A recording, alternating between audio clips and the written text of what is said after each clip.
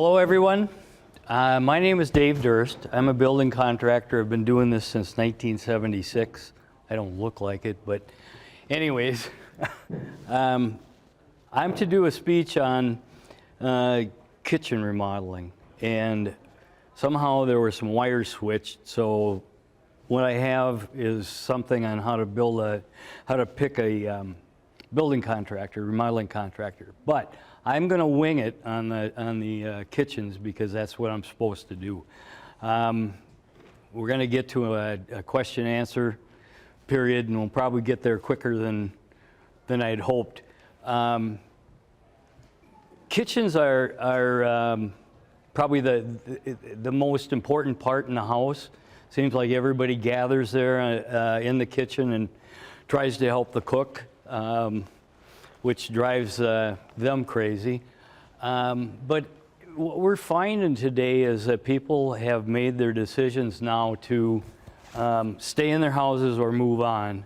We're past that point now. And the people that have decided to stay have decided that they want to remodel their house, remodel their kitchen, and use it and get it functioning the way they want it, and have all of these newer things that are out there, like soft close hinges. Everybody's into deep drawers now to put pots and pans in, rather than trying to store them underneath the cooktop or the range. So we find that people are calling us a lot about how do we do this, what the process is. Once you've picked a contractor, we will come out free of charge, no obligation, and chat with you and see what it is that your needs are. Some people say, well, I just want to have cabinets put in. It's a little bit more involved than that. You've got to take into account doing some heating, electrical, plumbing. You may be changing locations of where the sink is. You may be changing appliances, so you need 220 power to power an electric stove, electric range. Today we see a lot of dual fuel ovens, ranges, that kind of stuff. But anyway, so we come out and chat with you and see what it is that you have prioritized, or we'll ask you to prioritize what's the most important thing for you in doing a kitchen, and then and take it on down to what's least important. Then we'll do a design for you. Most times, I can't say that. A lot of times we're limited due to the square footage of the house to really make it bigger. If you stay within the confines of the footprint that you have, it's way less expensive than to try and bump something out or put an addition on. It just keeps climbing. So we'll come out and do the design. We'll talk about issues that you have. I'm very interested in what it is that you like and what it is that you don't like about the existing kitchen. That helps us in the design process to see if we can find a better way to put the pieces together. You guys have heard of work triangles? That's a distance between the refrigerator, the stove, and the sink. And what designers say is it shouldn't be over 25 feet, that triangle. So we take that into mind, and then what your thoughts are, then we'll throw out some of our thoughts of what to do, what can be done with your kitchen. We go, picking this contractor that you're going to work with, you got to have confidence in him. They've got to have communication skills. There's got to be respect extended both ways between clients, at least for the clients that I work with.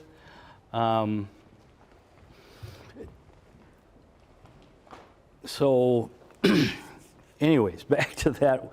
We'll come back to you with a design and a proposal. And the proposal is, our proposals are really detailed.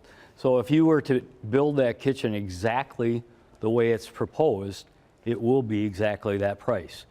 But we see that a lot of people, if you're planning on doing a kitchen and you're putting your budget together, figure that you're going to have, or the over cost could be 10%. At least I tell people in your minds, because what will happen is you'll get into the cabinet shop and say, oh boy, I really need to have that. I want that. I'm not backing off from that. So anyways, we present and then we ask questions, and then we're looking for your feedback, and usually people don't sign right on the dotted line, and I'm not a hard sell guy. I want people, I'm working with you, but I'm also working for you. And if I don't do my job good, then you won't pay me. And I've never had that happen to me where you have to go and fight somebody for the money. They see the value added that we give to them, and there's no question about getting paid. When you get to that point after the proposal, it goes into a contract phase. And we can't really start on your project until we know when the cabinets are going to come, because that's the critical swaying part. We can do the mechanical rough-ins, we can do the gutting of the kitchen, but we don't want to start until we know when the cabinets are going to be delivered, so that we can keep an even smooth flow of the job.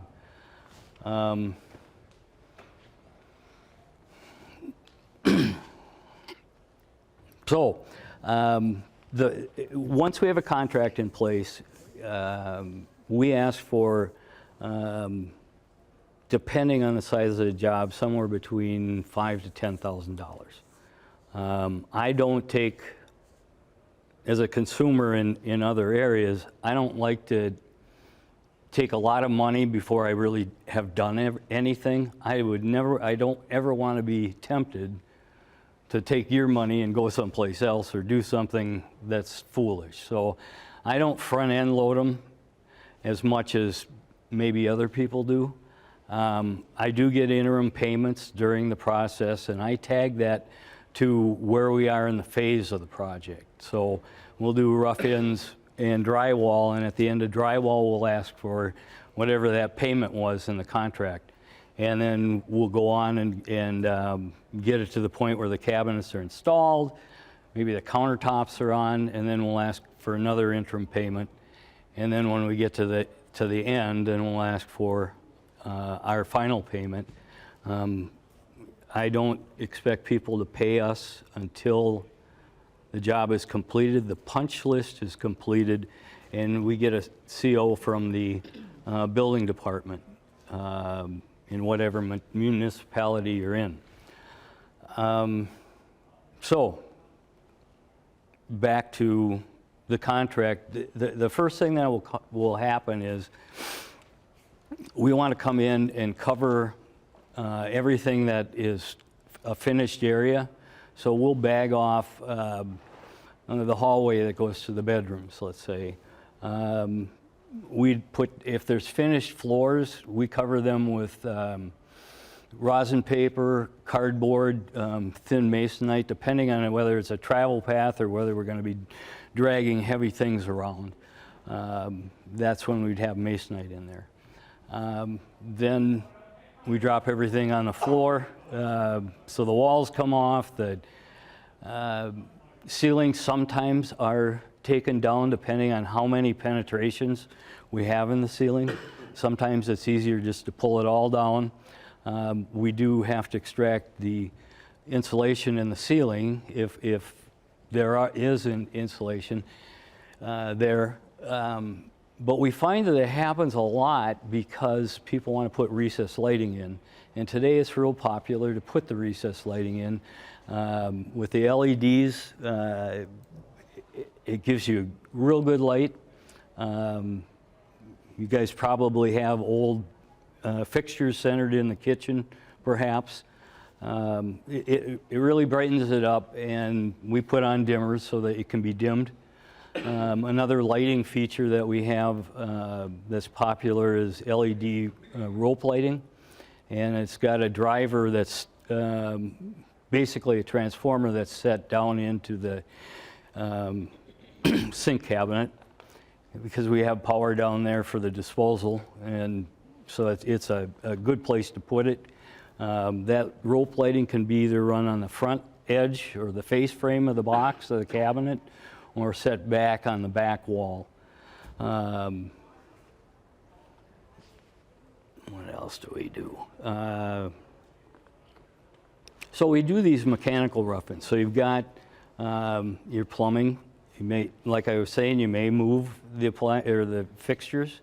A lot of times what we'll run into in projects in older homes is they've got different types of waste pipes. So we might run into ductile steel, cast iron. We might run into galvanized piping.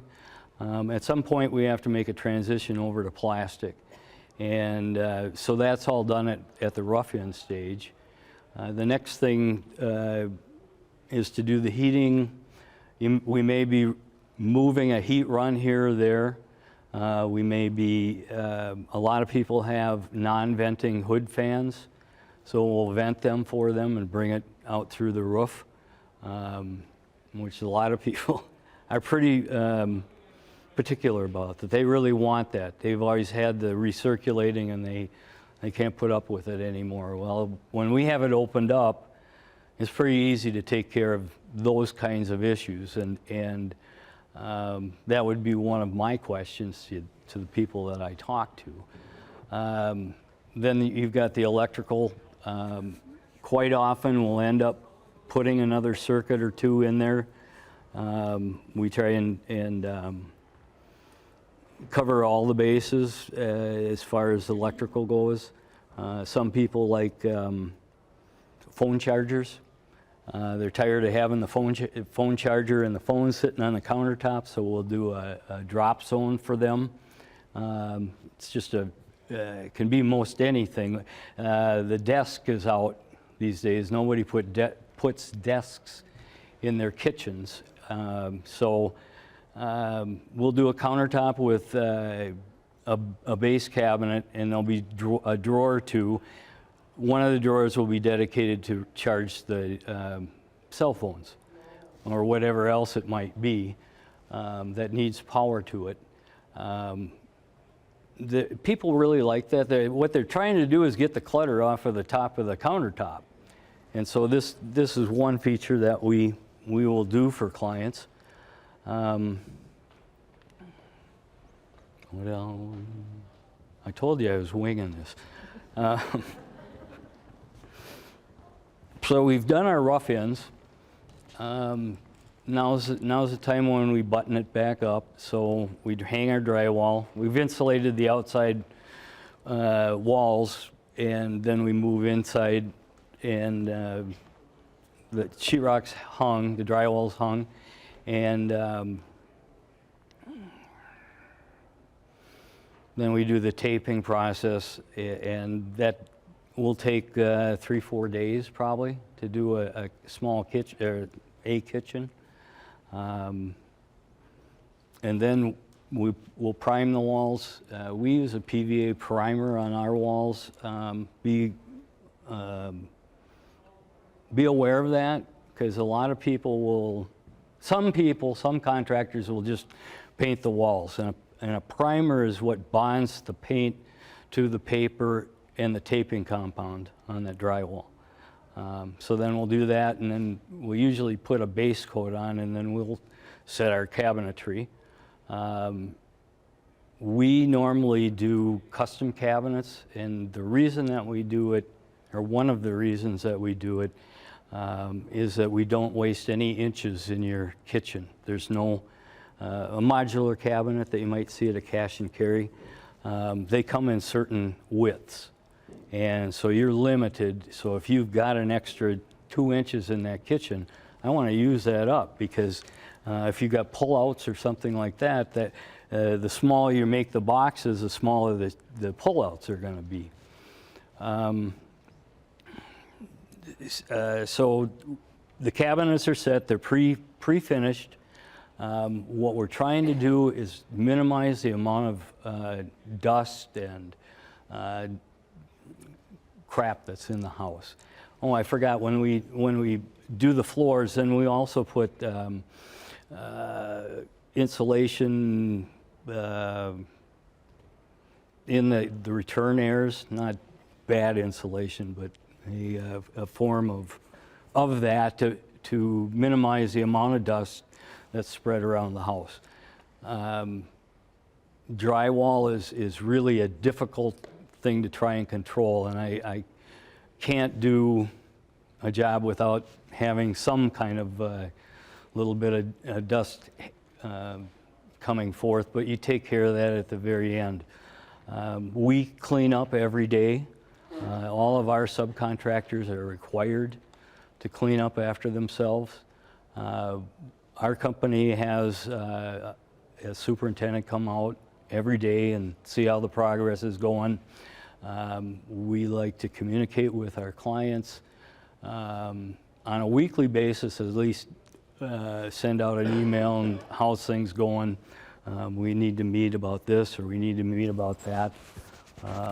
They appreciate that a lot because we're talking back and forth and working out issues rather than getting to the end and you go, well, I had expected this, or I had expected that, and well, now we got a problem.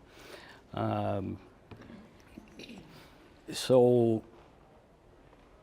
cabinets are hung.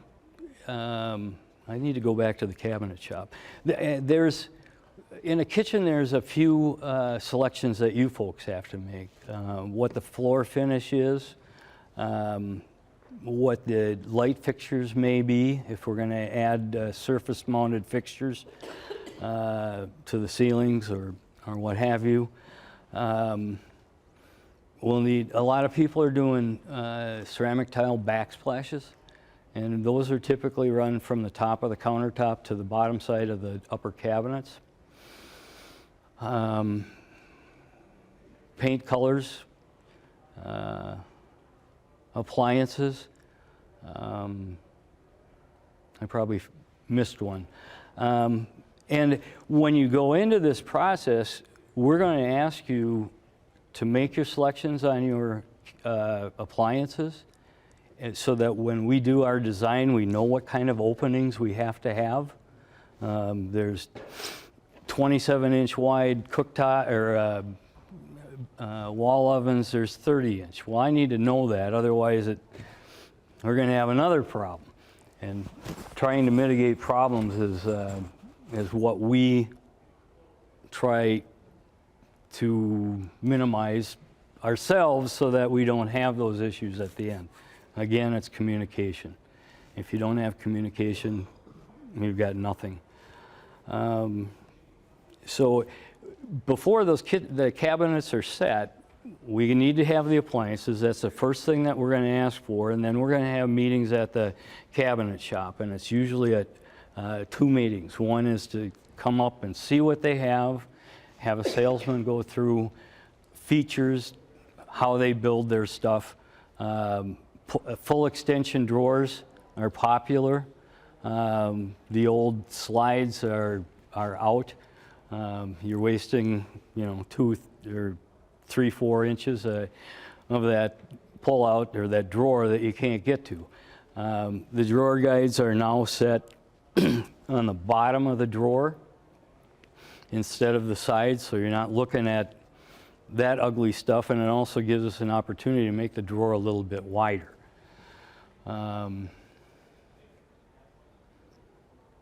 Soft close hinges are real popular. They're inexpensive. They're about $5 a pair to do a door. We like to use, or we use, a Gross hinge, and there's all sorts of different hinges out there. I would know the difference. You may not as a consumer. I'm going to bring that to your attention so that you have that choice. Colors are an issue. What kind of wood are we using?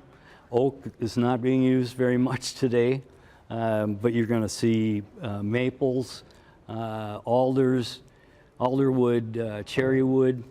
And then once all of those details are put out there and the cabinet man has come out there and done his field measure to get this initial plan put together, we go through all of those things, and then it seems like you have to stand back and kind of analyze.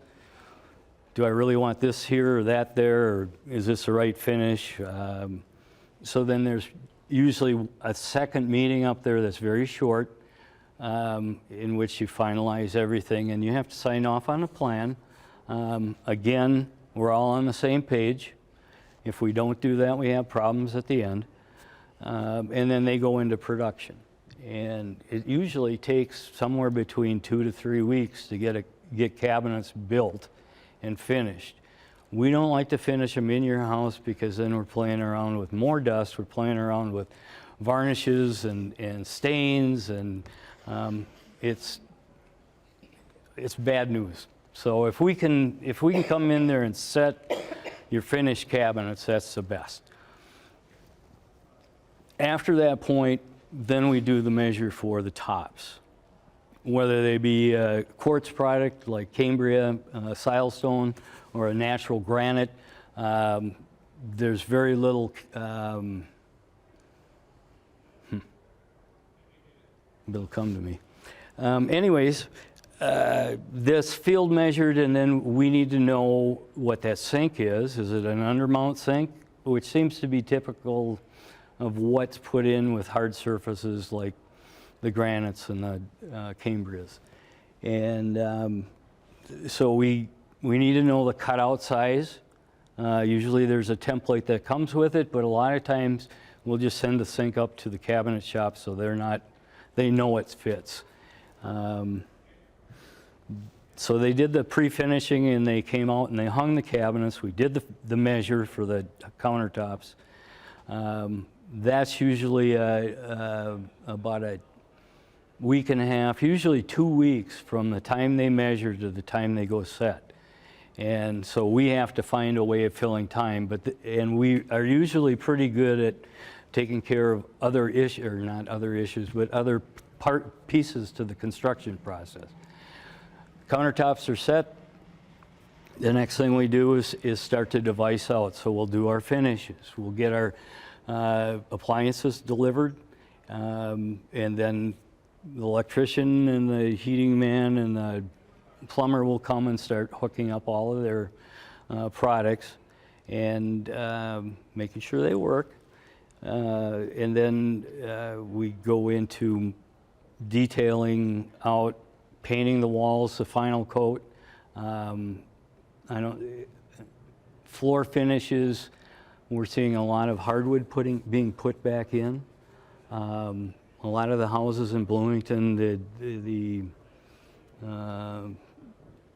the older homes have hardwood in them, and a lot of them had the hardwood pulled out, and they put vinyl down and a couple layers of vinyl and a couple layers of underlayment, and it gets to be a deal, but it's all part of the remodeling process. That would have all come out prior to, if it is hardwood, prior to setting the cabinets, we want to put our finished floor down so that we can drop our cabinets down on top of those. We normally put in an unfinished floor, so we call them strip floors. They're 3/4 by whatever width you want. The wider the width, the more possibility you're going to have that the floorboards will cup on you sometime. The norm in the industry is 2 1/4 by 3/4, thick, tongue and grooved. So that's installed prior to putting the cabinets down. I told you I didn't have this speech all put together. And then we like to finish it. before the cabinets come. So we will grind down the floor, and a lot of times we end up going down the hallway and over to the dining area. We grind them down, stain, and we'll put one coat of poly on there before we go, and then we'll cover up our floors. Then the guys come and drop the cabinets or install the cabinets. Hardwood floors, then when we get to the very end of the project, we'll put our last coat down.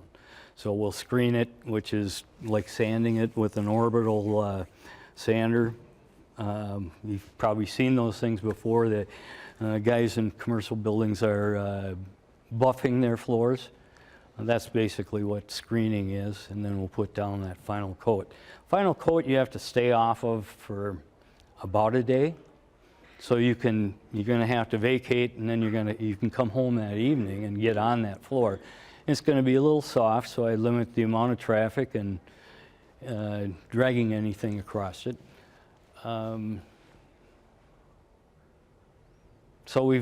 Anyways, I'm going to jump back. We finished up we finished up painting, got the light fixtures hung, hooked up the venting, if it's a space saver microwave or whatever venting appliance that you have. And then we clean up the project, and depending on how people want to do it, we can send in a cleaning crew that does new construction cleaning, and then it seems like the housewives always want to make sure that we didn't miss something. They'll end up wiping and cleaning out the boxes. Then we do our punch list. So we're not done until you guys are happy. It's not to say that we will only do one punch list and that's it. We'll never see you again. Thank you. You get the taillight guarantee.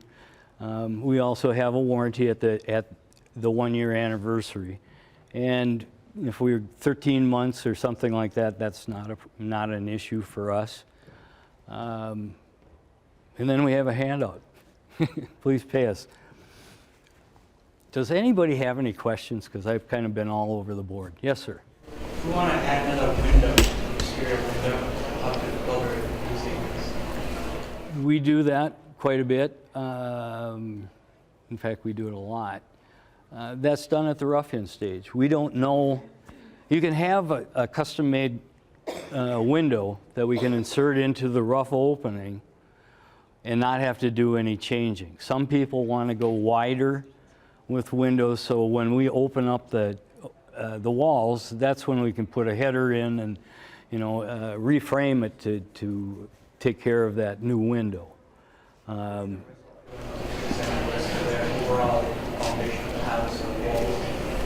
sorry.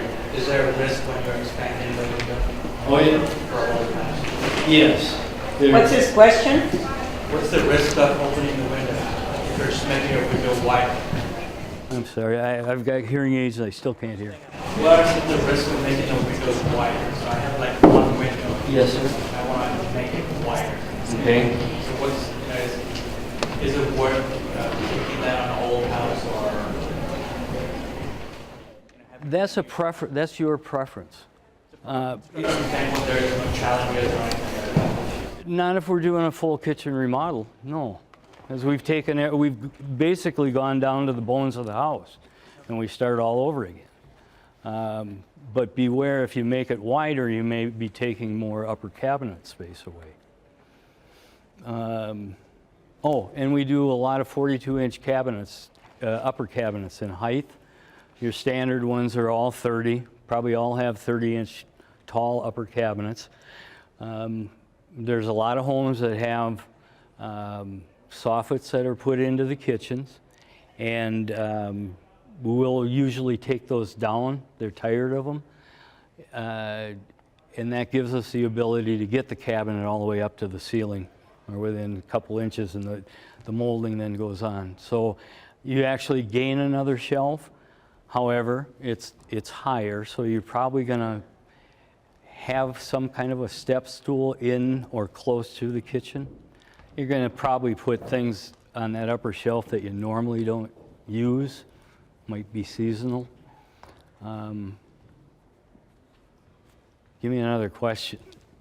I'm wondering if there's a standard size, or if you could tell me if you want to go from having a peninsula in our kitchen to an island. Mm-hmm. We don't think our room is quite wide enough. Is there a size that you kind of know it has to be at least this big, or an island doesn't work?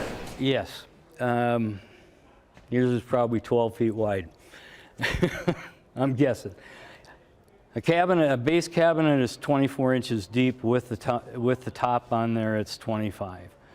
I like to have a travel path minimum of 36 inches. Islands then can be anywhere from standard is probably 2 feet wide by whatever the length is. If there's being an island, there's another pathway on the other side.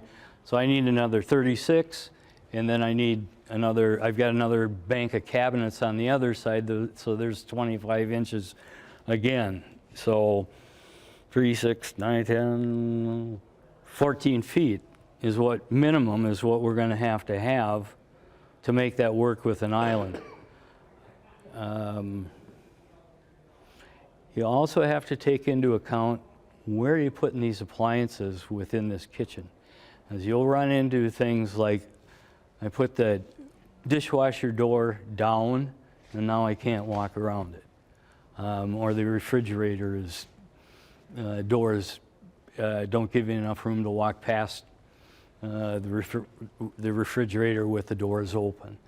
Those kinds of things you're looking for your remodeling contractor to be able to tell you, here's a potential problem.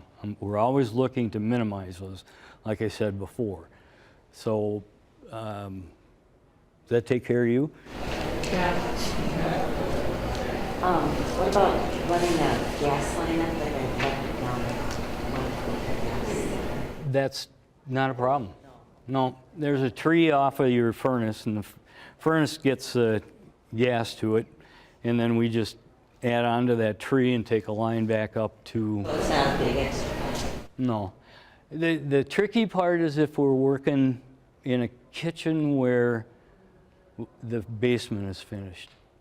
That gets to be an issue for running gas lines and new home runs for electrical.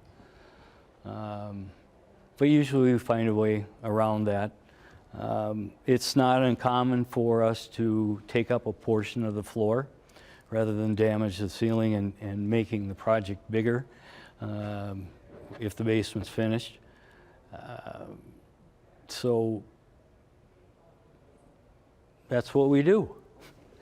Yes, ma'am. Could you address countertops and different kinds of countertops that you might use and why you choose one over another and costs involved? I like to put on, okay, there's plastic laminate. Everybody says, yeah, okay. Plastic laminate has some limitations. If you want to put a sink in there, it's going to have to be a self-rimming sink, so it's going to be dropped in from the top, which then gives you a ring around your sink. In trying to get the stuff off of the countertop, it's always going to get trapped in there. I like to put in undermount sinks if I have my druthers. I'm kind of favoring a solid surface.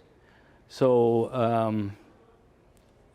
the most popular are granites and these quartz products.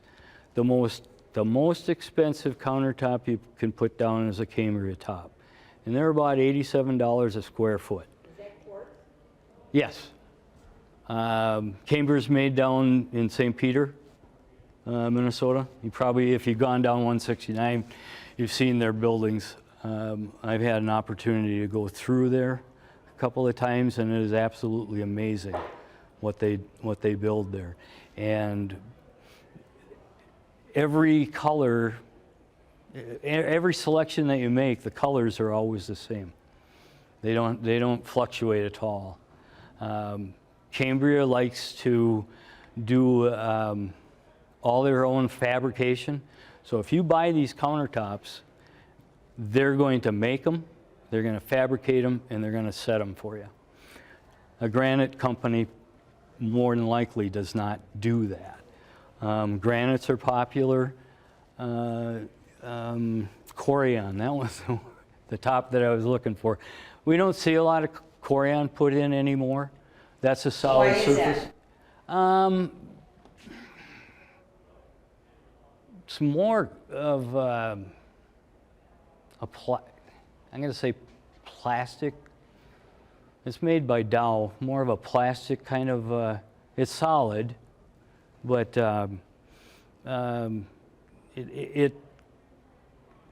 it's more plasticky. And for trying to find a word that would describe it, you don't see a lot of them in the kitchens anymore. You do see them in commercial buildings. So you'll see them at the Twins Stadium or any high-rise. You'll see that kind of product. It's easy to fix. It's easy to seam.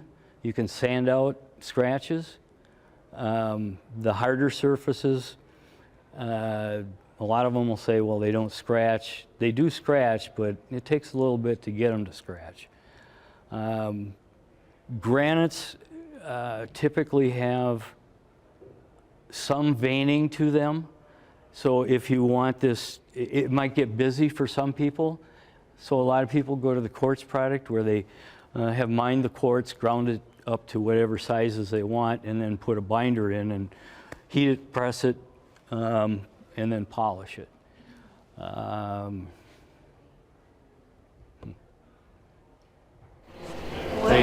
are the advantages or disadvantages of the various countertops as far as heat resistance, scratching, denting, staining? I think, a lot of them will say, well, you can put a hot pan on it, or you can spill grape juice on it. I think you have to have some common sense.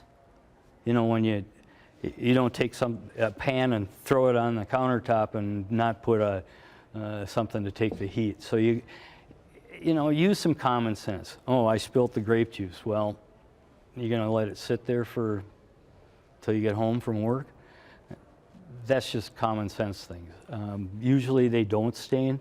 A granite, having the grain in it is more porous than a quartz product. Quartz products has got a binder in it of all sorts of things mixed into it that are impervious, so things don't get through it. They polish both quartz and granites. Granite typically will be a little bit softer than a quartz product, but I think I think, again, that common sense. I do want to say one thing. Did I answer your question well enough? Is one product better than another? A granite, quartz, silestone? What's the silestone? Silestone's a quartz product. They all have some minor limitations, or one has a better track record, but either one is going to be fine. Again, do you want a lot of graining, or do you want to have more of a uniform color on the top? I go to more of a consistent color that a quartz would give you, because then I won't lose things on the countertop. You get the graining and you put black or Ubatuba green or whatever, and all of a sudden you're starting to lose things on the countertop. And so I'm seeing more and more people going to more of a monocolor top. But as far as performance goes, they're virtually the same. What did you say the cost comparison is between? Granites are sold in tiers. And so they'll have a granite fabricator will have 4 or 6 different types of or colors of granite that they offer, and they'll usually start, well, your cash and carry say, well, you can buy it for $35 or $39 a square foot. A true fabricator usually starts at $50, and then their tiers move up by 10. So if you get a more of an exotic countertop that's in granite, it's going to come real close to Cambria in cost. Yes, sir? How long does it usually take once you start the construction phase, start to finish? A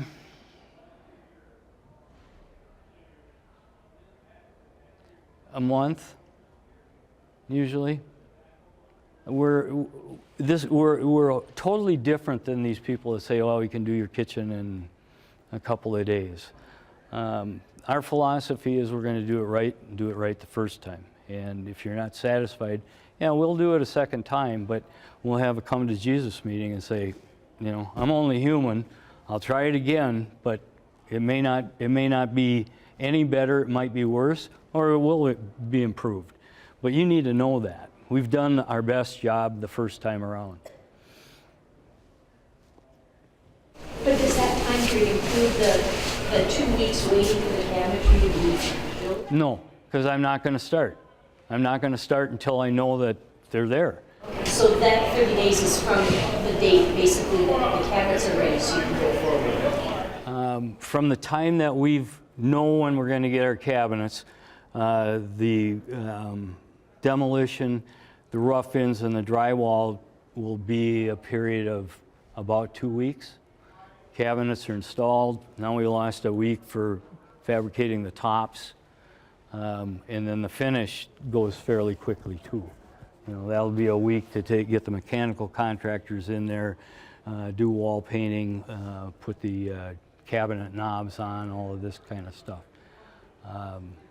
Another advantage to having custom cabinets made is that you have more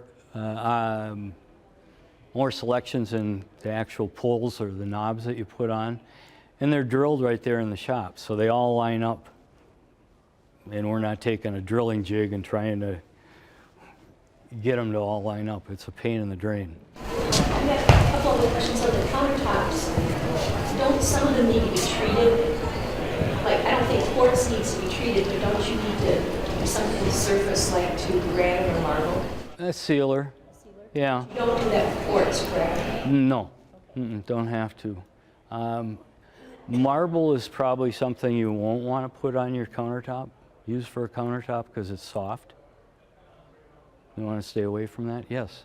So talking about countertops, you would say that Cambria is like $87 a square foot, the most expensive.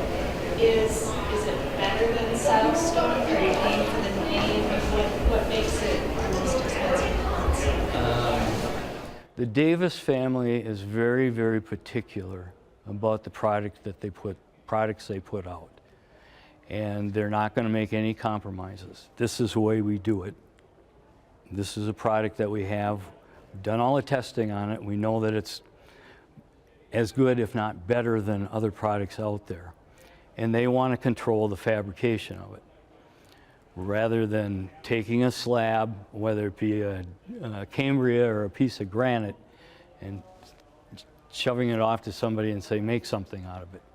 And then you get into this, well, why didn't the seam match up? Or why isn't it ground right? Why? Yes, yeah, and they stand behind their product 100%. And a building contractor does enough of these tops that if they want the next job or the next job after that, they better make sure that I'm happy. And if I'm happy, then you're happy. Even though, no. What else?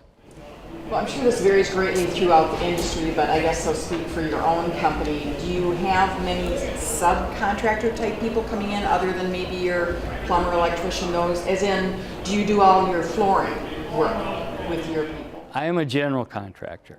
My background is carpentry. So when I started in 1976, I was a carpenter. One of the reasons that I think a general contractor that comes from a carpentry background is that he is generally involved in the whole process, from the demolition to the last screw being put in. We know how that goes, and like many good contractors, they have a team. So they have an electrician that they've had experience with, a relationship for a long, long time. And everybody knows how they're going to work together, or they're not going to work for me. If they don't clean up, they're not working for me. I do check their prices, but usually, you know, kitchens and mechanicals don't change a lot. You know, I can tell you that we can pull out the sink, put in new sink, new faucet, water to the ice maker, hook up the dishwasher. That's $1,800. Includes a builder series faucet or an undermount sink, and from there you can go up. But again, I'm going to give you that. I'm going to offer that up to you. I'll tell you the pros and cons of why I would or would not do it. And don't ever make the comparison, well, I can buy it at Home Depot for this, and why is it more over here? One, you're getting a warranty with it, with the plumbing contractor, and there's only one finger to point, or one person to point your finger at, and that's a plumbing contractor. So if the faucet's defective, or if the installation is not correct, they're going to go fix it. I'm not going to pay you. In this day and age, that's the only thing you can hold over a person is money, and it's unfortunate, but that's the way it is.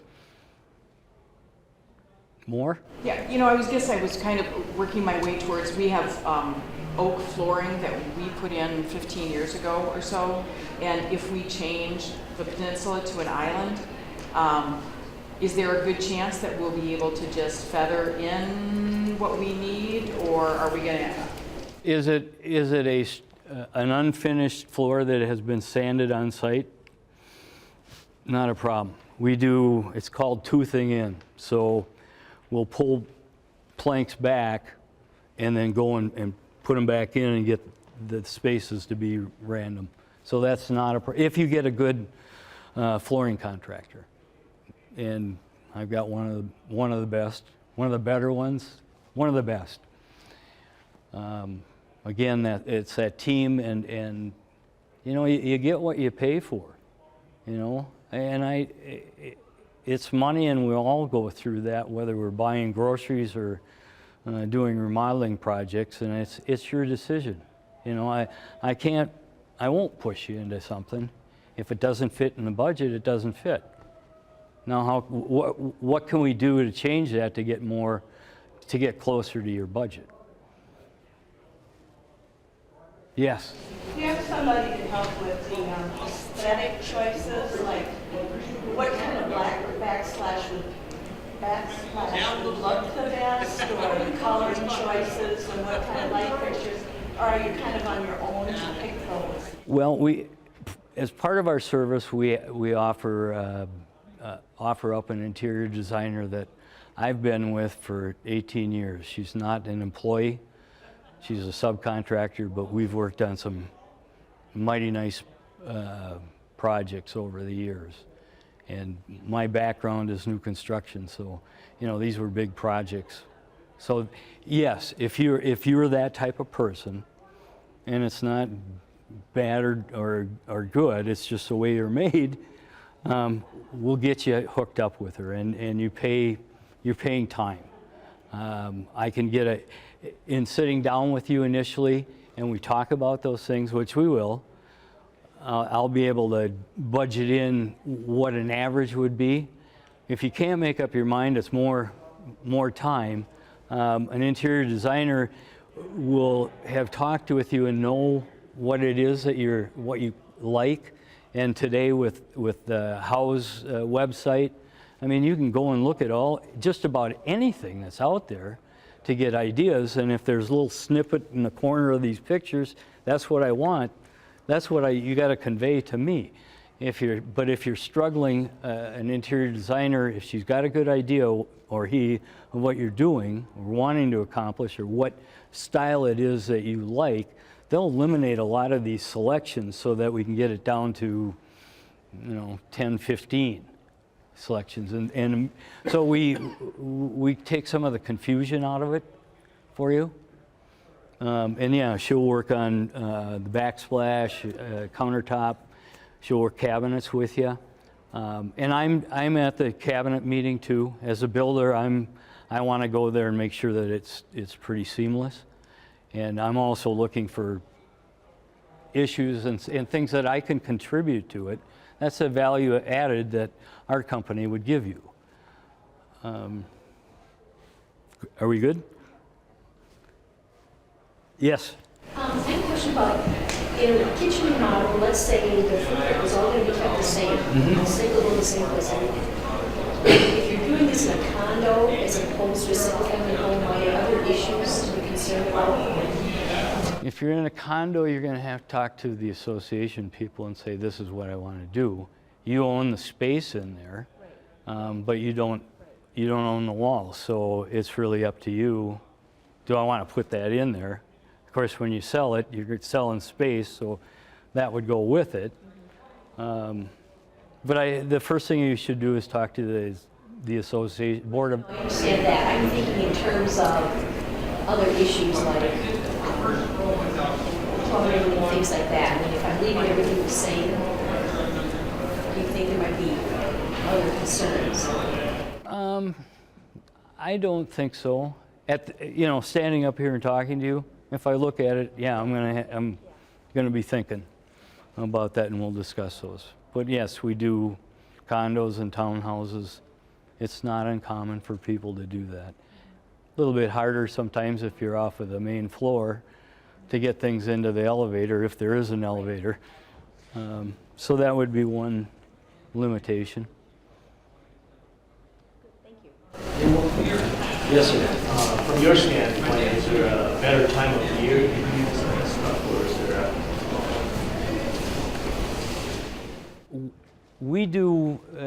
we'll sign contracts with people, and it's first come, first serve. I meet a lot of people, and I've got a lot of people that I'm working with in plan stage. They get sidelined. They do it at their pleasure rather than mine. So whoever wants to go first gets served first. I would stay away from the holidays, so unless you're not entertaining, I'll want not to start something in November, late November. As far as the rest of the year, there really is no advantage, plus or minus. House is going to be closed up if it's cold out, but we're going to have the windows open if it's warm out. So we're still doing the dust routine. I've got some brochures up here if you want to take them. I've got some business cards if you want them. Remember that I'll come out initially for free. We'll talk about things and see where the project goes. Thank you for coming to my seminar, everyone.